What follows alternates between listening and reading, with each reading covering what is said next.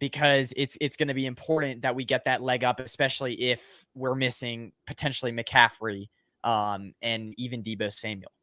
Yeah, it's very interesting for the Minnesota Vikings this year because a lot of what has troubled and ailed the Minnesota Vikings this year actually kind of ailed them last year, but they went 13-4 and they were able to overcome those things. I don't know how much you were able to pay attention or follow the Minnesota Vikings last year, but they won every one-score game they played in until shockingly, as a Minnesota sports fan, you know how it ends. The first one-score game they lost was in the first round of the playoffs against Danny Dimes and the New York Giants. Go figure how that works. Speaking of two teams that have spun the other way, the Giants and the Vikings. The weaknesses for this team, they're very similar, as I mentioned, to last year.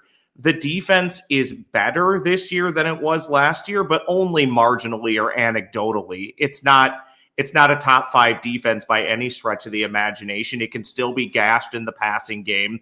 It's incredibly weak up front, stopping the run. About the only thing they do is pressure the quarterback. And I really don't see how that will be a problem for the San Francisco 49ers because they get the ball out of Brock Purdy's arms incredibly quickly. Yeah, I just don't think there will be much of an opportunity to pressure him. I think the biggest weaknesses that the 49ers can exploit is just their offense versus the Minnesota Vikings defense.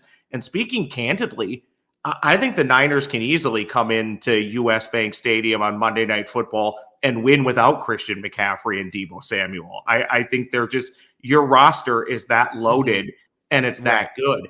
I'm not naive. The Vikings can win the game. It's the NFL. Strange things happen every week. Heck, the Niners coming off that loss to the Browns. If you want the Vikings to win, I think you would have rather had the Niners coming off of a win to the Browns. But now that the Niners have lost to the Browns, that potentially, I don't want to say it will wake them up, but maybe refocuses them, re-energizes them. But I think the biggest weakness for the Vikings is the 49ers offense against the Vikings defense. And then the Vikings protecting Kirk Cousins. The Vikings are very good on the outside of their offensive line. Pro Football Focus is Christian Darrisaw basically rated as the best tackle in the game or near the top by any metric. He's the left tackle. Right tackle, Brian O'Neill, very solid. The inside is where it starts to get wonky. You have Ezra Cleveland, who's probably average at best. Ed Ingram on his best day, and he's played his best day the last few weeks, probably average at best. Garrett Bradbury, the center, who they just gave good money to stick around after his rookie contract. Really good run blocker, not so great in the pass blocking game. And oh, by the way, he's been off and on injured this year. So that Niners defense, I don't know what scares me more. It's probably the Niners defense against the Vikings offensive line. So if you didn't feel so great about going into the game on Monday night, I think I gave you enough to feel pretty good about going into the game on Monday night.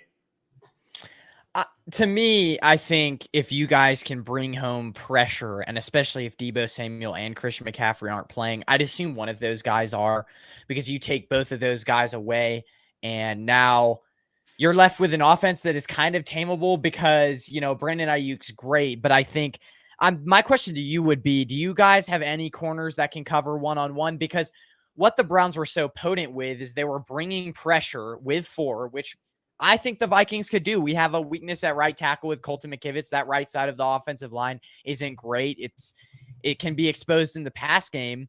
So what my thing is like, if the Vikings can run the ball well, and then what the Browns did last week was they got pressure on Brock Purdy, and every time Brock Purdy dropped back, there was always somebody in his face. And so he couldn't really throw it deep. He couldn't kill them deep. So the Browns were basically just playing this like blanket coverage where they were not allowing anything under 10 yards. And then they were just going to let the 49ers kill them deep. The 49ers never did because it was raining. And obviously we didn't have some of our weapons for the better part of that game. So, but I don't think that that's where you're saying it's like, I don't think that the Vikings have such an elite offense. I don't know. Do they have a one-on-one corner? That's what I'm asking you. Well, I think defensively for the Vikings, they brought in Byron Murphy Jr. from the Cardinals, who has been very solid. The problem is he's one guy and can't cover everybody. And I think anybody Right. who watches the NFL knows you pretty much need to go at least two, if not three cornerbacks Right. deep. The Vikings are not there yet. They took Kelvin Booth Jr. in the second round of last year's draft. He's been injured and barely plays. Caleb Evans, they took in the middle of last year's draft. He's probably been their second best corner. He's been injured and hasn't played a ton. In fact, he was injured earlier this week in the game against Chicago. The secondary is not good. It's the Vikings have a lot of cap issues. You know, a lot of teams in the NFL do, but the Vikings are right up there with it. This entire year, the Vikings went into the offseason and they basically called this it's not a full rebuild. It's more of the soft rebuild where you're trying to be the competitive rebuild. Well, part of the competitive rebuild is a lot of players on just 1-year contracts. Davenport, who came over from the Saints on a 1-year contract, defensive lineman.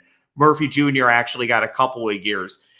He's been solid, but no, I mean, to your point, if it's just Brandon Ayuk and that's all you have to try and cover, well, maybe there's a chance. But I'm not horribly optimistic. I just am not. Yeah. Harrison Smith might be the Vikings' best defensive player, might be a future Hall of Famer. He's also in his mid-30s. You know, he's still very smart instinctually, but he's not as fast, not as quick as he used to be. The linebackers, most of them wouldn't start for other teams in the NFL. You know, just speaking candidly, Jordan Hicks probably would. Ivan Pace Jr. is a kid that they basically grabbed as a rookie free agent, and he's playing for them.